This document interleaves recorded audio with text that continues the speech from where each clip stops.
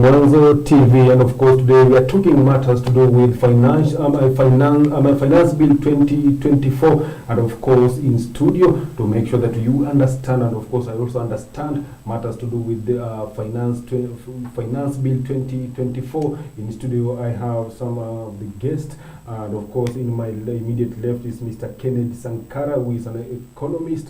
Na karibu sana Bwana Sankara into our studio, and of course next to him is Mr. Stephen Owoko, who is the president of course Independent Candidates Association of Kenya. Na karibu sana katika studio zetu Mr. Stephen Owoko. Basically we want to go straight into today's topic, and I want to start with you, Mr. Sankara. Of course today you were in town, and we saw what happened in town. Basically, you can tell us, because you are the person who was in town, of course, in the CBD today. Probably you can tell us what was happening. Thank you, sir. Allow me report in a disgruntled voice of a patriot. I saw bad things in town. That was reckless. The mannerism in which the police carried out themselves did not denote professional conduct while addressing the owners of the country. You know, citizen power is stronger than any other person. Article 1 of our constitution, or chapter 1, basically speaks of the sovereignty of the people and the supremacy of the constitution. All these powers are driven from the people. So the right to peacefully picket is a constitutional entitlement. Article 37 stipulates the mannerism in which the citizens can speak out their grievances. It is not the prerogative of the police to decide when the people can go to the streets or not.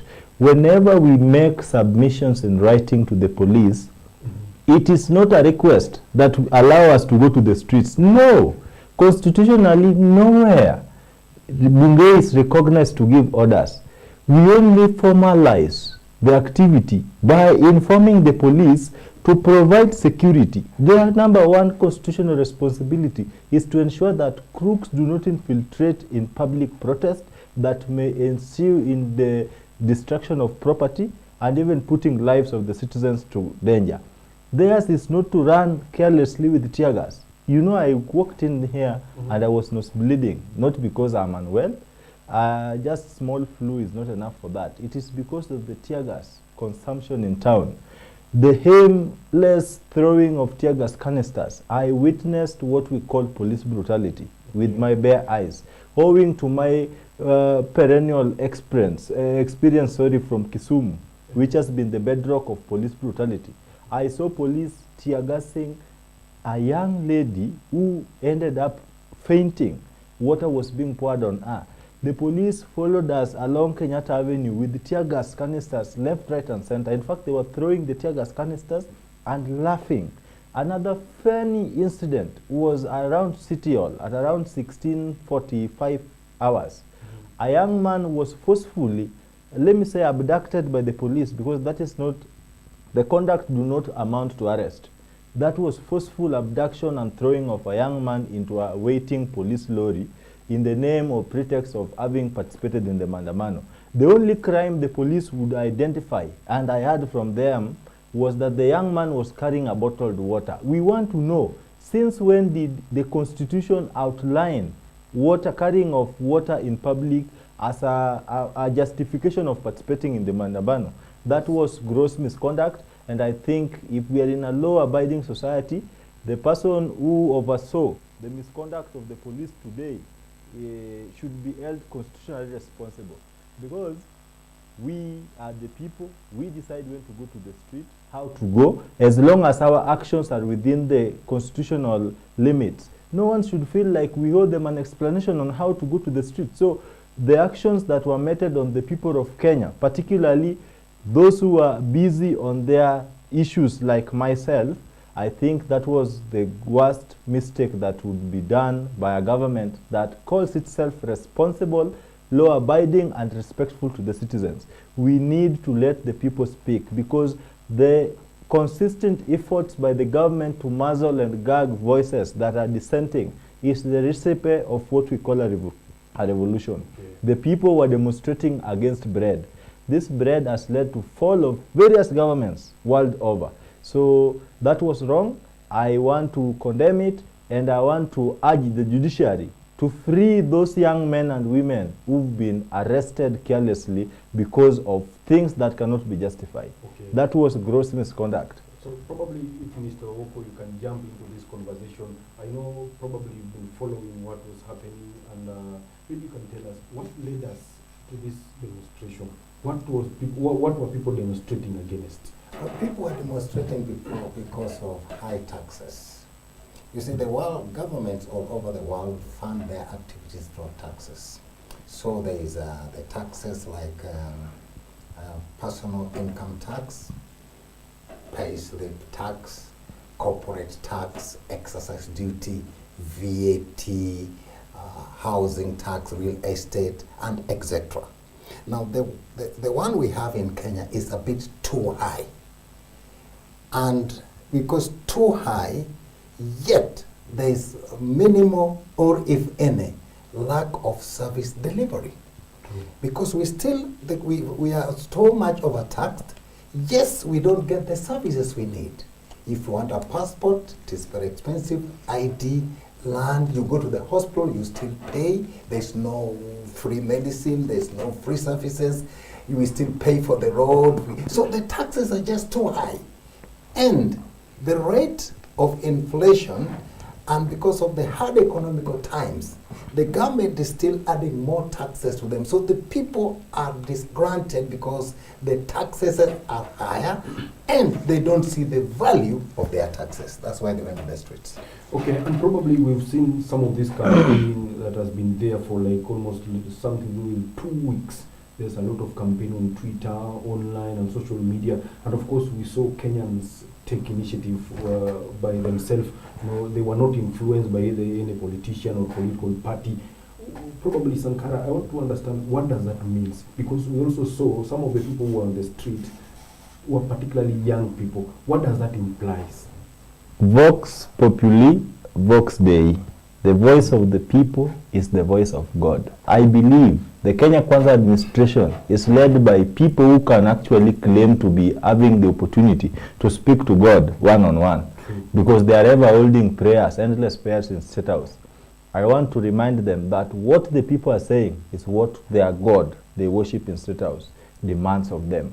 Having said that, you know, setting realistic and achievable revenue targets is essential for fiscal discipline, ensuring adequate funding of government operations, as well as meeting the entire spectrum of economic objectives.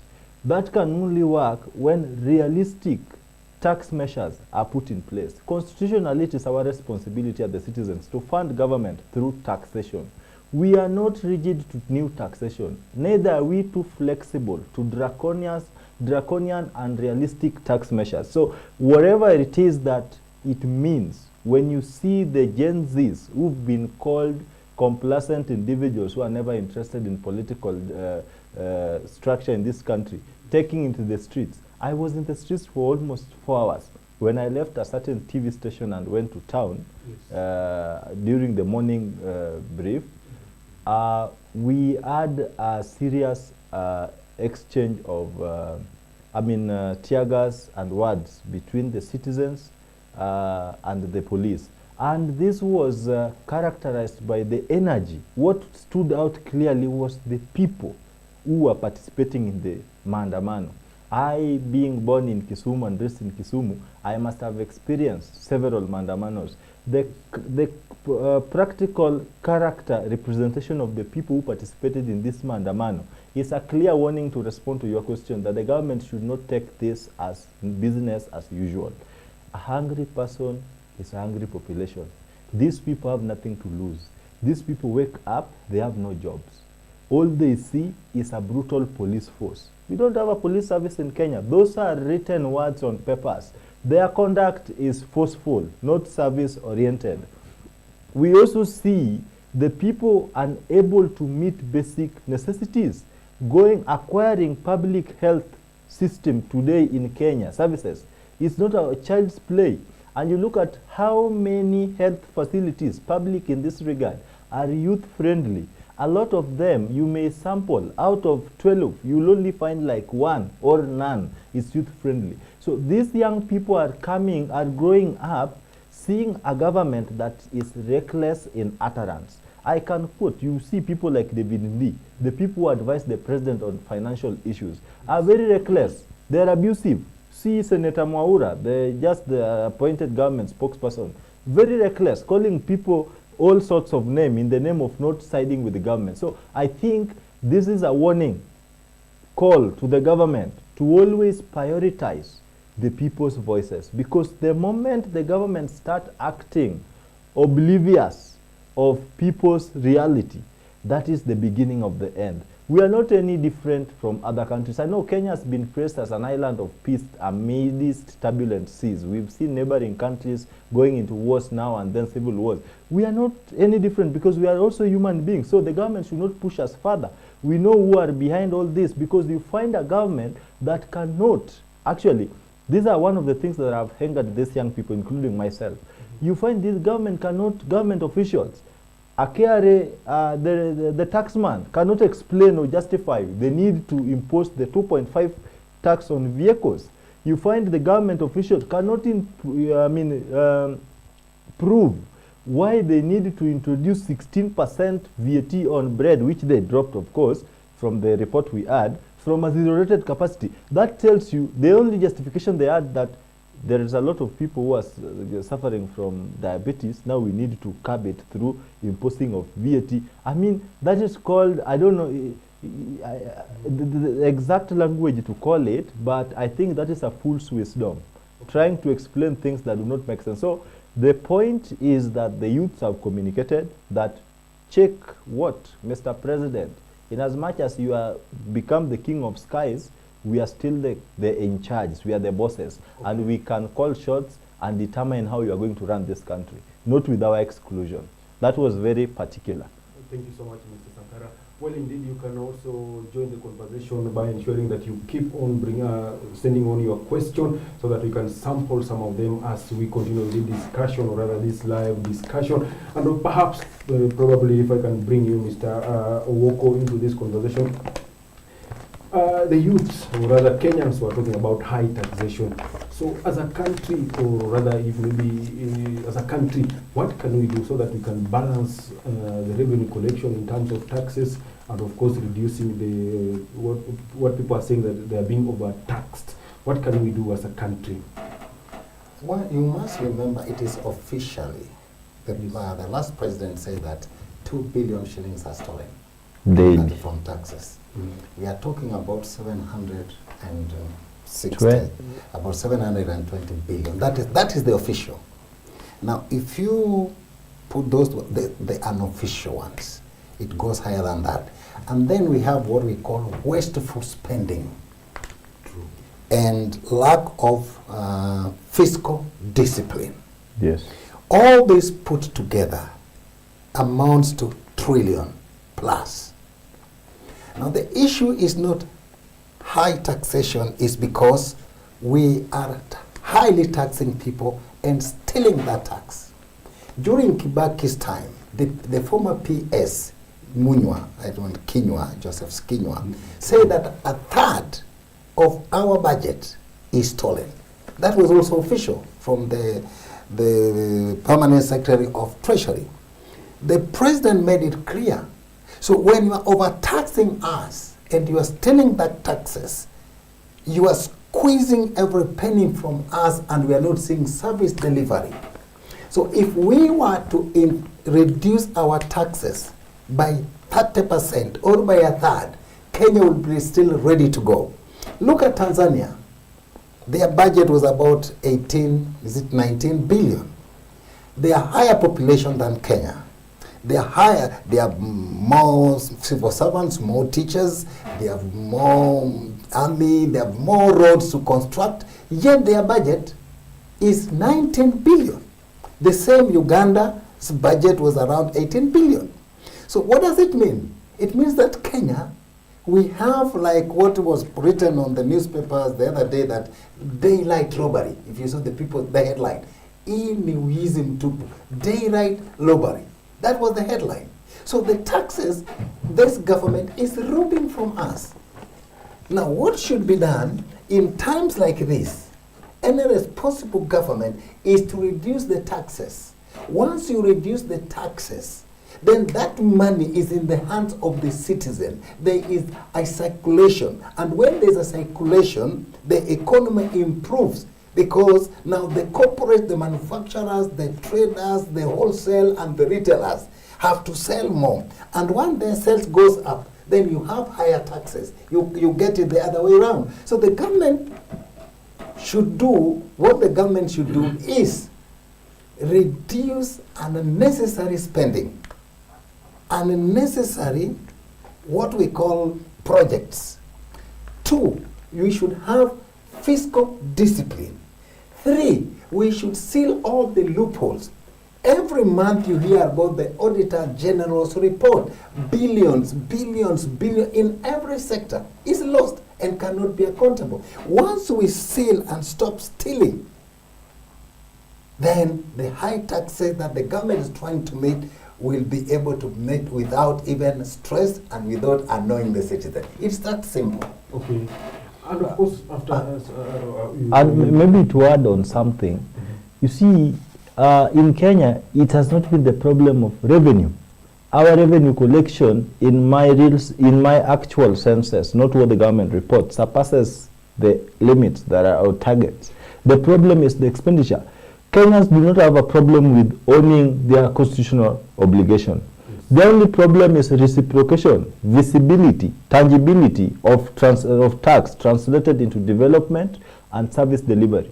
We are talking of a rotten public service sector. You go to the hospital, it is pathetic.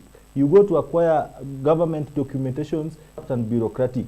Where are you taking our taxes? Today, Nairobi counties, just like the governor, roads have dimples everywhere. There is no perfect smooth road in Nairobi except the expressway. All roads are like the governor. Dimples here and there. Where are you taking our taxes? So we really need to account for that trust. The government has lost trust from the people when it comes to handling their financial responsibility. The citizens are giving too much. And by the way, the basic law of taxation, there is what we call the lava curve in economics, where you tax and the taxation no longer yield any realistic gains.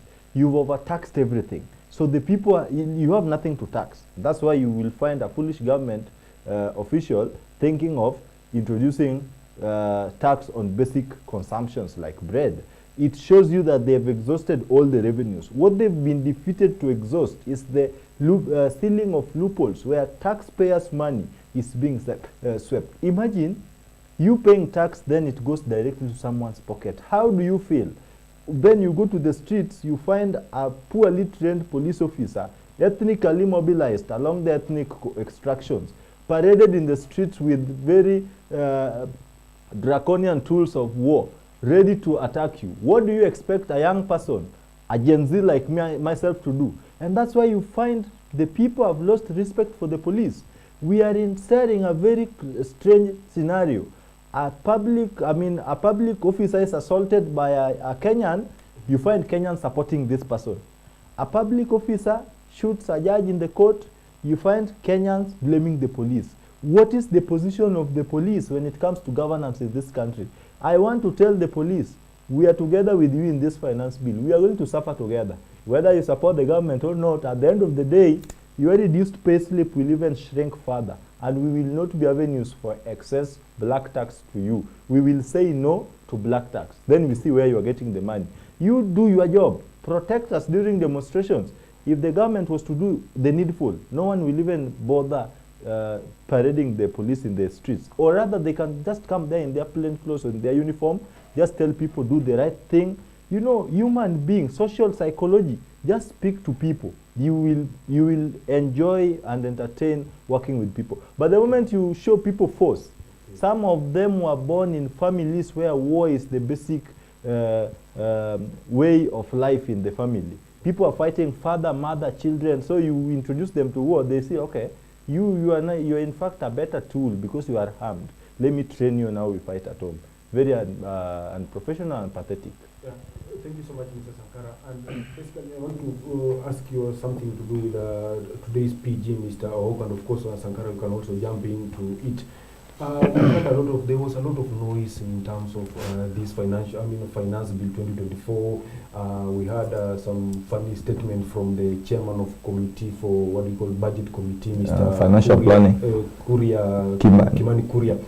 And today the president called for a PG parliamentary group for the ruling party. And there was meeting, and of course at the end of the day we were told that some of the contentious clauses that from the 2024 finance bill 2024 were dropped. What does that mean? It's unfortunate because I think in this country we have separation of powers. Yes. We have the legislature, we have the judiciary, we have the executive. They should operate independently. Continue, please. When the executive calls in the legislators to give them orders Yes. on how to go and vote, he's already muzzling the voice of the people. Because these ones are the representatives of the people. And you are aware that for the past 1 week, the numbers of the MPs were all over. And the electorate were being mobilized to text their MPs not to vote for this financial bill. True. And now if the president calls them to order in what we call as collective responsibility and imposes his will because of interest, because we know the financial bill was set and planned by the executive, that is the Minister of Finance, Economical Planning, the advisor, the budget, and then is only chairing that to Parliamentary. So that's already, he's usurping the authority of the executive, of the legislator, and that was usurping the authority of the people. It means once you usurp the authority of the legislator and tell them what to do and what not to do, because why should they go at Parliament and drop some of that which were in the bill? It's wrong. If these things were to be brought and to be tabled in Parliament, and then they would argue and vote based on their understanding, based on their thinking, and based on their conscience. Not because the big brother is watching. So it's very unfortunate. Yes. He has already captured the legislator. And once the executive captures the legislator, or once the executive goes to bed with the legislator or the judiciary, a country is doomed. Because there will be no checks and balances. The legislator checks the executive. The judiciary checks the legislator and the executive. But once now you merge them together and consolidate them to work together as one, then we have a problem. Okay. It's very unfortunate. So let me remind our viewers that, the constitutional role of an MP is very categorical. Unfortunately, in Kenya, our legislators do everything except what they're supposed to be doing constitutionally. I quote the Constitution because that is the basis reference of all laws that govern this country.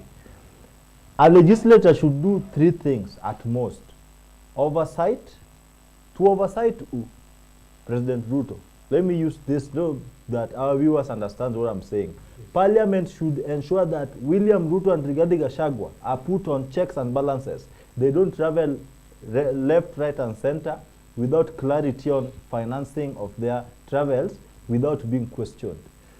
Their role is to represent the people. It is the role of my MP, the one adamant Shakil Shabir from Kisumu East, to ensure that my opinion is well considered in the floor of the House. It is to represent me, because if we mobilize from my community and constituency, Parliament will be too small for us. We cannot all sit there. So we delegate the responsibility. Mr. Shakil, go and represent me. So we have talked of representation, oversight, and then the third one is legislation. When the president or the executive thinks of a draconian bill like the Finance Bill 2024-2025, it is the responsibility of a conscious legislator the one we elect thinking that they are going to serve the interests of the people, to walk and stand in the floor of the parliament and call the executive to order by reminding them of the sovereignty of the people and the supremacy of the constitution. Because governance is not an event. It is a process that must align with the constitutional expectations. So once the MPs right to make rational, independent decisions is hijacked by the inclusion of executive's opinion, then we don't have a parliament. We have a group of lazy birds who dress in nice suits, but akili ni ya mwili ni ya suti, lakini akili ni mtumba. Hakuna kitu. So these guys go there. That is my personal opinion, because if an MP can say, I'm not going to oppose the bill because of the president, I'm just trying to question the logic behind working together. You know, working together doesn't mean agreeing to everything. In fact, if the Kenya Kwanza MPs loved President William Ruto, as they purport, it would be their responsibility to call him to order. Mr. President, on this pronouncement, I think this is wrong. But when you see MPs apologizing and asking justifying to the president on why they are going to reject the bill, that shows how squeezed the parliamentary space is. It is when it comes to budget making, the parliament has all the rights to oversee everything. But here, we have a government that things are done in a dono mechanism. Things are done the way you see them happening, which is not right. So, the parliament must always stand and remain outstanding when it comes to oversight, representation, and legislation. It is the responsibility of parliament to enact bills into a law. Whenever the bill comes that do not favor the people, theirs is to do public participation, which in the recent past has been used as a formality exercise, or an exercise in futility, in order to grasp the people's opinion. So we must really strive to have the doctrine of separation of power respected. We want to see the president working independently as the head of state, because he was elected by the people of Kenya and he followed all the legal avenues to ascend to that office. We want to see parliament that was put in place by the people of Kenya doing the needful that they are supposed to be doing. We want to see the judiciary doing the needful. You know, what happened today, the PG conducted in State House is like a ruling being made against the executive, then the president summons all the Court of Appeal judges to State House for a breakfast tea session, then later in the day, what are we talking about? So we really need to respect the doctrine of separation of power. Okay. Party loyalty do not translate to usurpation of the sovereignty of the people. The voice of an MP must be respected. And now an MP should not apologize to the president for saying no to what the citizens want. We must protect our legislators, and I think this time they acted out of pressure. It was for the first time that the mobile telephone number of all MPs were posted online, and people were calling. Even the president's number was exposed. The deputy president's number was on Facebook and Twitter. People were telling them, try and pass the finance bill, then we meet on the ground. So I think it's out of fear and information on the impending possibilities should they go against the will of the people. I think that is a good gesture going forward, that the sovereignty of the people still paramount and top at the consideration of government implementations. And to put us up to speed, now that there was a lot of cries and many other stories, now what happens if this bill is rejected on the floor of the House or it is passed? So where are we going now from there? It is very doubtful that the bill might not pass, because from what we have heard, that there's normally some money exchanges in the parliament from the MPs themselves, that as far as 10,000 shillings. That's the former women rep for Kiambu said that she saw people being bribed 10,000, and she was even the MP from Girango South also spoke of that. You remember when there was the impeachment of the motion against the Minister for Agriculture? The MP said that money was being passed around. So it is a normal, it is a common knowledge that money does exchange hands when an important bill when an important bill is being discussed. If the executive wants this bill to pass, it will pass. It will pass. It only depends on how much you are putting on the table. It's unfortunate that most of our MPs has a price tag for them. It's also a question of how much, in terms of party loyalty, in terms of entrepreneurs, in terms of fear factors, in terms of saying as long as my plate is full. If the bill passes now, the public or the citizen will have to go back to the drawing board and take the next course of action. It is not something that you can say that in case this bill passes, then this was going to happen. But I can guarantee you that if the bill passes, the Kenyan people, because of being disgruntled, something worse than what is happening now might happen. Because the citizens are already fed up and are tired, and they're not going to take this one lying down. And should it not pass, then what will happen? They will still bring the same through the back door. Like, remember the housing bill that was nullified by the court. It was still brought back to the floor of the House, and it passed. So the issue of not passing or passing here, to me, I'm seeing it passing by about 90%, because we have a shrewd political leader. And for your information, this bill is not for the government per se. There's an external force which has taken over our country, our budget, that tells them do A, B, C, D, because these are the terms of condition that we give you more money, or that we waive whatever you have. So he has to make sure that this bill passes by all means, by hook or crooks. Okay. But for the citizens, that they're going to show some rebellion, disgruntle in one way or the other.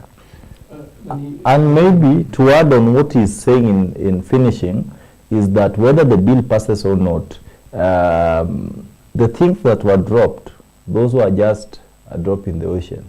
I still have my reservations as far as the budget read by the CS Treasury is concerned.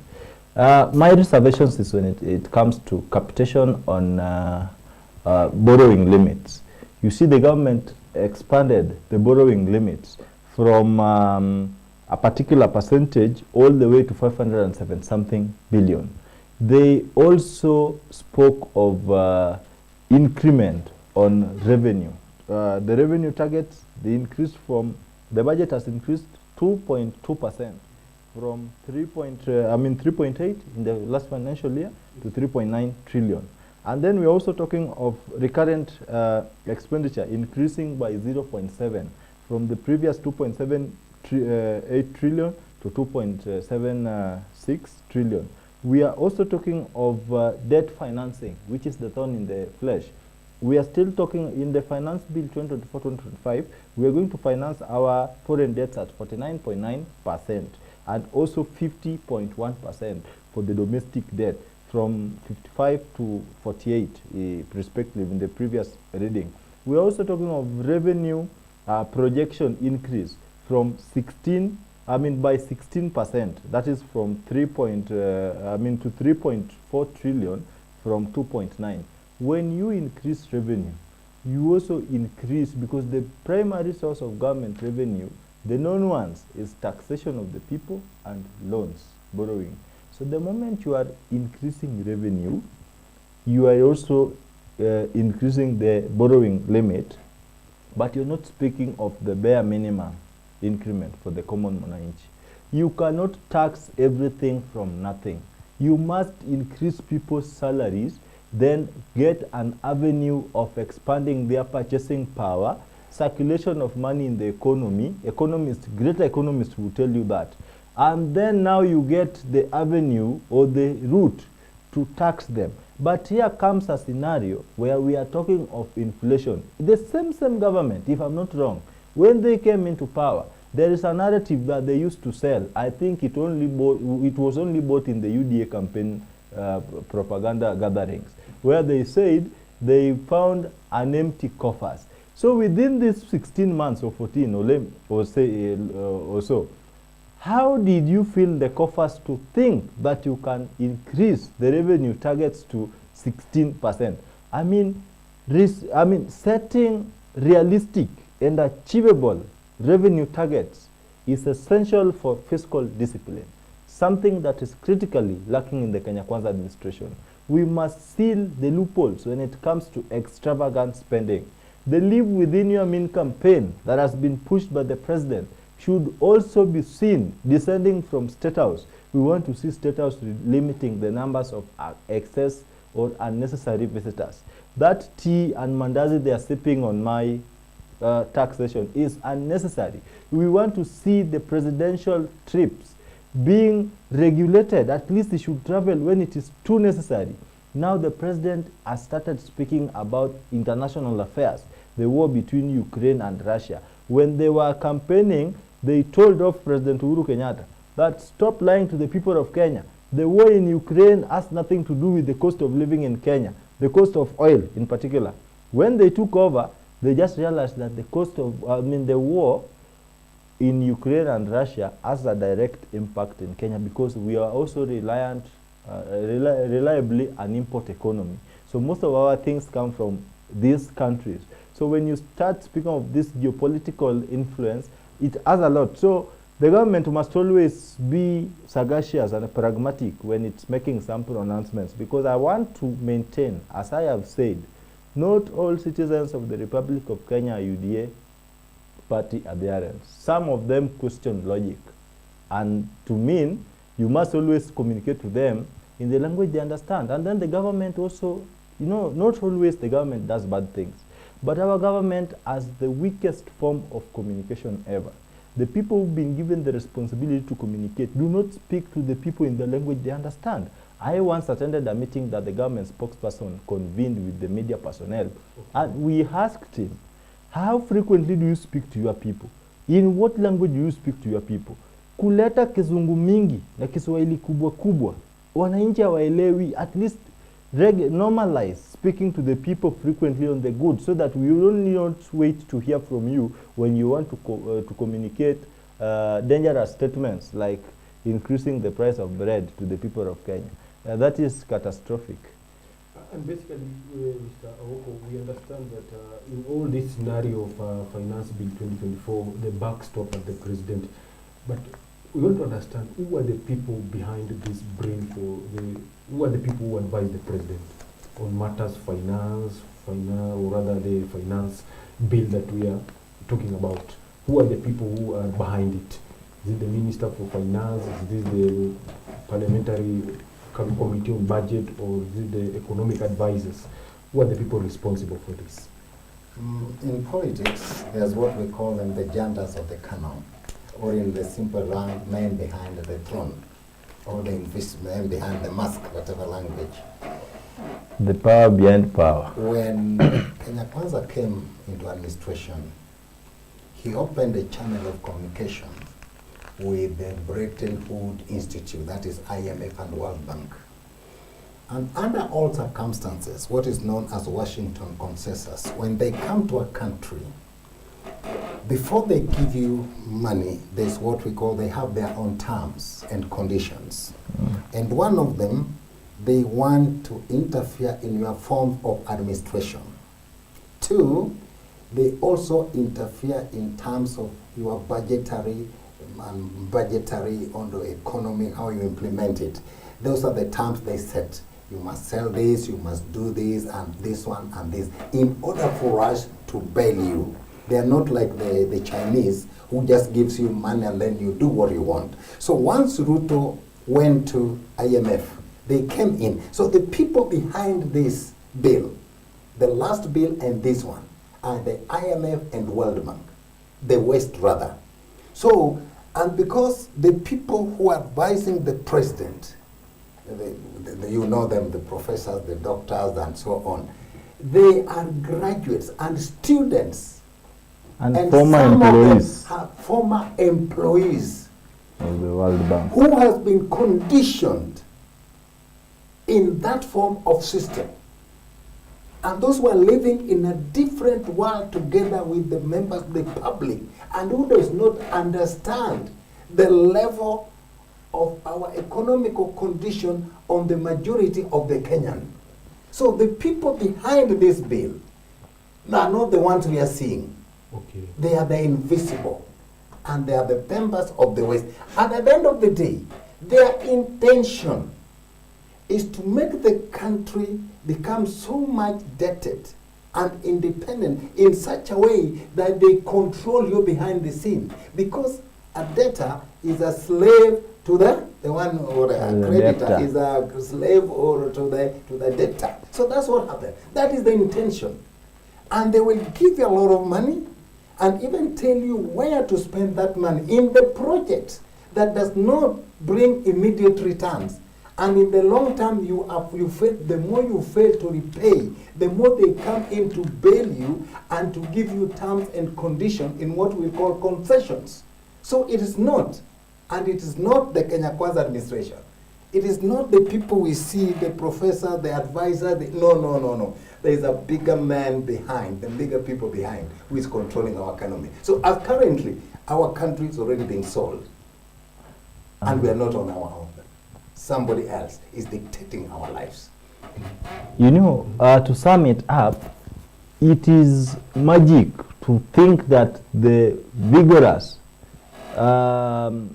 promising William Ruto, who was campaigning to become the president to better the lives of hustlers, can think in his right sense and godly nature of these punitive taxes. It points out to who calls the shots. And I've maintained over and over that the IMF and the World Bank are renowned world financial institutions whose schemes were primarily constructed to ensure that African economies, and particularly those of redeveloping countries, remain stagnated, if not vandalized beyond repair. This comes through punitive and realistic draconian policy proposals. The fiscal policy adjustments that the government have purported to attempt to enact in the recent past have nothing to do with President William Ruto. I will save him for this. The man is, he is powerless. There is nothing he can do. These policies, when it started with restructuring and privatization, where they wanted to privatize and even resell monumental buildings like the KICC, and the public outrage was just too much. It was not President William Ruto, because I do say that when President William Ruto first landed in this city from Sugoi, I am sure our president used KICC as a landmark to locate where the University of Nairobi was. In his right senses, President William Ruto, I'm not a UDA spokesperson, cannot think of selling off KICC. But because there are people who are funding our survival, they have to tell him, you know, you owe us. You want us to clear you or bail you. You do this and that. If you fail to do this, we are going to increase this. So the whole idea is the IMF pushed. And realizing our financial freedom and economic autonomy requires complete disengagement with IMF policies besides working with them. Because we understand, you look at a scenario where you want to count the number of animals that someone is keeping in their compounds and imposing taxation on them. These are IMF policies. IMF has got a policy called 100% seed certification. This is a policy that has worked in Sierra Leone, it has failed in Malawi, and it is going to fail in other parts of the country. They condition you that before you can get loans, you have to embark on 100% seed certification. The moment we are using the modern seeds or the patented seeds, we are using organic, chemical fertilizer, which has a long way of degrading our soil condition and status. We also go a long way.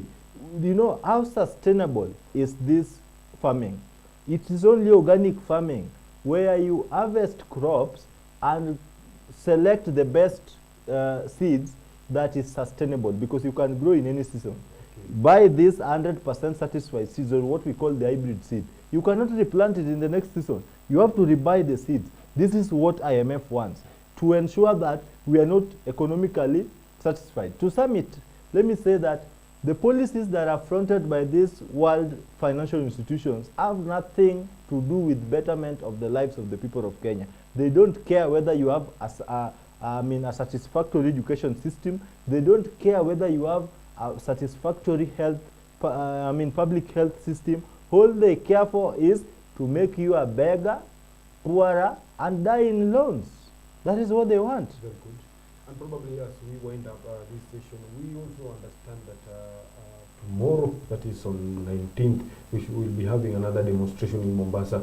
I just want to understand from where you sit, both of you, is this demonstration or rather maandamano timely for Kenyan people against the government? Maybe if you can, as you wind up, and of course you can also pass the baton to Mr. Oko. It is never late to do the right thing. This is the right time. When we are speaking about hard economic times that the government has preached, I call for a common ground, a ground where the citizens listens to what the government says in a respectful and realistic angle. Then the government also listens to the people. Because two forces, I'm not a scientist, but I can tell you, unlike forces attract, like forces repel. The government brings force, the citizens brings force, we have a chaotic scenario. But when the government listens, I want the government to know and to effect the provisions of Article 37 with a lot of professionalism. This idea of police, the police service today should know that they are not serving under President Jomo Kenyatta or President Moi. They are serving under President William Ruto, who is serving a promulgated 2010 constitution that gives the people the power to do what is constitutionally acceptable. Today, what I saw was purely police demonstrations. Why should the police come to demonstrate in the streets? These guys were running with tear gas canisters, left, right, and center.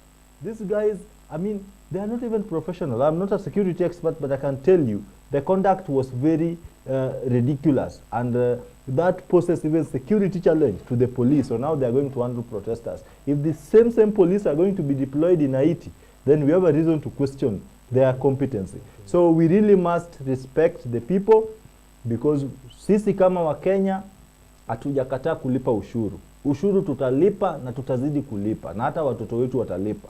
Lakini lazima serikali idhibitishe ni nini imefanya na ushuru wetu, muda hupi, na lazima tuhakikishe ya kwamba ile uhuru ambaye mababu zetu walipigania isije tukatekwa nyara, kwa kukaliwa tena na kutekwa nyara kiuchumi na institutions kama IMF na World Bank.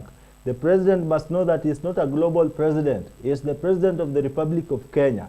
Focus in Kenya. Solve Kenyan's problem. Let us feel satisfied. Go out and speak of Japanese war with, I don't know, China or whatever. We will not have a problem. But the moment you are focusing on non-issues, and people are being terrorized in Baringo, where I come from in Chiga, people are still being butchered because of just a mobile phone. A young man is killed because of insecurity. We need to get serious, Bwana President. I'm a politician, and in the past, the politicians had stopped people's revolution because they were being used by the government as a buffer zone. These poor people has always been revolutionist because they have nothing to lose. But the politicians has been used by the government to give them hope and to think that they are fighting for their rights. Now, such politicians have given way now and are not there. Now the people are rising, and what you see is a sign of smoke, and where there's smoke there's fire. The one who had been hoodwinking the citizen that is fighting for their interest, it takes them in the streets and then retreats. And that has been the safety net for the past governments. And it happens all over the world. You must create an enemy and whom the people can identify with as speaking For their them. interest and representing their interest. And for your information, most of those politicians who have been leading the demos, in most cases they have been funded by the government. To do the same. Now, they are not in the scene. Okay. The people are now rising. And as they say, the Ethiopians say, if cobwebs unite, they can stop the lion. And the question was, is it the right time?